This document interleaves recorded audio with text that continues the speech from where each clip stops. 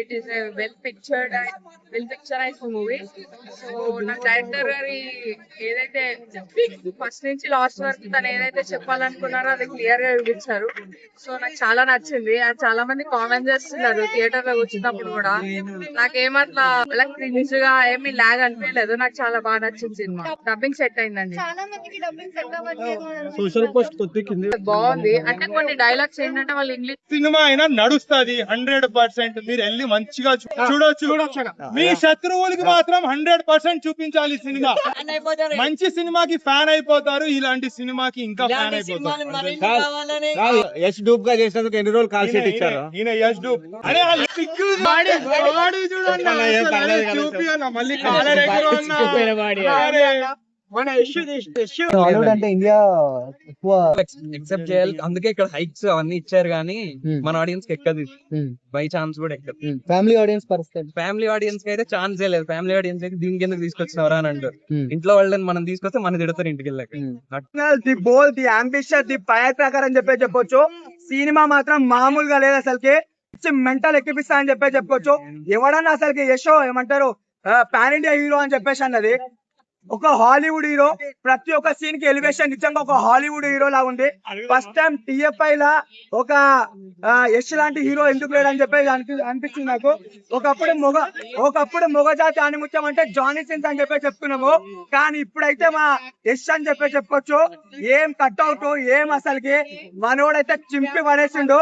అందరూ రౌడీలతోనే ఫైట్ చేస్తుంటే, విలన్స్ తో ఫైట్ చేస్తుంటే మనోడు మాత్రం చేస్తుండు. ఆ విధంగా చేస్తున్నా. అసలుకి సూపర్ అంటే సూపర్ అనిపించింది. అసలు కట్అవుట్ అయితే మాస్ లెవెల్ ఉంది.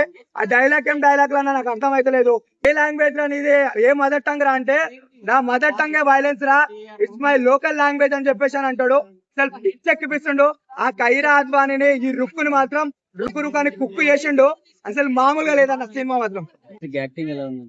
అంత బాగాలేదు, చాలా బెటర్ గా చేసి యశ్ అయినా, నయనతార బాగా చేసింది, కియారా బాగా చేసింది, బట్ చాలా మంది బెటర్ గా చేయలేదు. రేటింగ్ ఎంత ఇస్తుంది? నేనైతే 1 కూడా 5 అయితే 0.5. వల్గారిటీ ఏం లేదు, వాళ్ళు రిలేషన్స్ ని బోల్డ్ గా చూపించారు. So he was directly into the love, he doesn't want to build. కానీ సినిమాకి వస్తే మాత్రం అబ్బా అంటే పెళ్లి చేసుకుంటారన్న. నిజంగా ఈ సినిమాకి లవర్స్ వస్తే అంటే థియేటర్ లోని పెళ్లి జరిగిపోతే భయ అలాగుంటది ఈ సినిమా. ఏంటి ఎక్స్పోజింగ్ ఏంటి, అసలు ఆ విధంగా ఓడుకున్న రేటు నాకు అర్థం అవట్లేదు. నిజంగా ఒక యంగ్ లేడీ డైరెక్టర్ సినిమా తీస్తారని నేను నమ్మట్లేదు అన్న. ఆవిడ ఎంత పర్ఫెక్ట్ గా ఈ లవ్ స్టోరీలు, ఈ యాక్షన్ సినిమాలు తీసిందంటే నేనైతే నమ్మను. ఒక మగడి ఒక తీసే ఓకే, ఒక లేడీ డైరెక్టర్ సినిమా తీస్తారంటే నిజంగా యాడ్సప్ చెప్పాలి ఆవిడకి. నిజంగా ఈ సినిమా ఆవిడ కొత్త కథను చూపించాలని చేసింది. కథ కూడా బాగానే ఉంది, కొత్త దర్శకత్వం కూడా బాగానే చేసింది ఆవిడ. సినిమా మాత్రం ఎస్ గారి యాక్టింగ్ పిచ్చెక్కించారు. నేను సినిమాలో ఎస్ గారి యాక్టింగ్ చాలా బాగుంది. ఎస్ గారు చేసినట్టు మన తెలుగు ఇండస్ట్రీలో కూడా ఈ యాక్టింగ్ చేయలేదు. ఎందుకంటే ఆయన తెలుసు ఆల్రెడీ కట్అవుట్ అనేసి.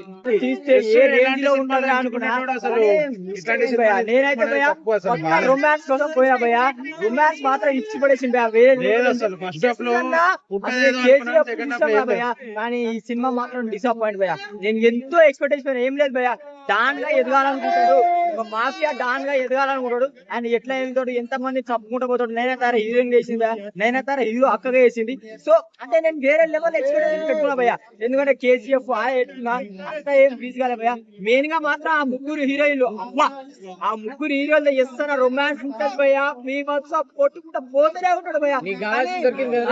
నాకు కావాల్సింది దొరికింది భయ. రొమాన్స్ మాత్రం పిచ్చకూడదు, కానీ ఆ స్టోరీ ఎటు నుంచి ఎటు పోతాదో అటు నుంచి అసలు లాగ్ ఉంది మొత్తం. అసలు ఫస్ట్ హాఫ్ లో ఒక రకంగా ఉంటే సెకండ్ హాఫ్ లో ఇంకో రకం ఉంది అసలు సినిమా. అసలు ఆ లాగ్ అసలు మొత్తం వేరే లెవెల్. ఏం బాగా సినిమా అయితే అసలు కేజీఎఫ్ అంటూ వేరే లెవెల్ అనుకున్నా, కేజీఎఫ్ 2 వేరే లెవెల్ అనుకున్నా, కానీ ఈ సినిమాతో మొత్తం నిరుత్సాహపడిచ్చింది. ఏం నచ్చలేదు అసలు. ఎంత మంది డైరెక్టర్లు ఉన్నారు, ఇంత డైరెక్టర్ ఏదైనా రొమాన్స్ సీన్ పెట్టడానికి భయపడుతుంటారు. ఒక లేడీ అయ్యి ఉండే ఫస్ట్ నుండి లాస్ట్ వరకు అంత రొమాన్స్ ఏంటండి. అలాంటప్పుడు యాస్టో ఎందుకు సినిమా తీయడం? ఇంకెవరు కమలాషన్ ఉంటారు, లేదంటే ఇమ్రాన్ హష్మీ ఉంటారు. ఆబరపన్ అని మీరు తీయండి, ఇది మర్డర్ 3 తీయండి, మర్డర్ 4 తీయండి ఇమ్రాన్ హష్మీతో. అన్ని ఫస్ట్ నుండి లాస్ట్ వరకు రొమాన్స్.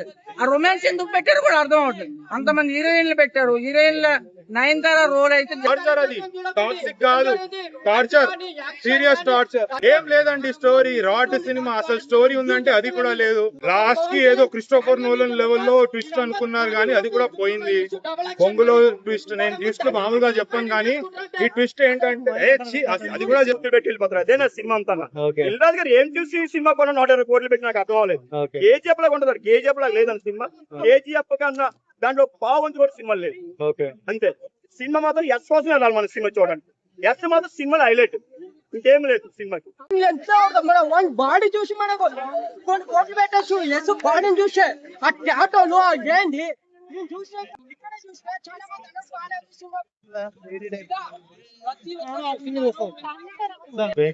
అంటే ఏంటన్నా ఏం బాగాలేదు మూవీలో ఏం బాగాలేదు ఏం బాగుంది అది క్వశ్చన్ ఏం బాలే అసలు ఏం బాలే అంటే అంతమంది హీరోయిన్స్ అందరిని పెట్టారు కదా అంతమంది హీరోయిన్స్ పెట్టారు వాళ్ళ క్యారెక్టర్స్ ఎలా పెట్టాల్సిందే మరి అందుకే వస్తారు జనాలు స్టోరీకి అయితే ఎవరు అసలు ఏం రాడ్ సినిమా అంటే అంత రాడ్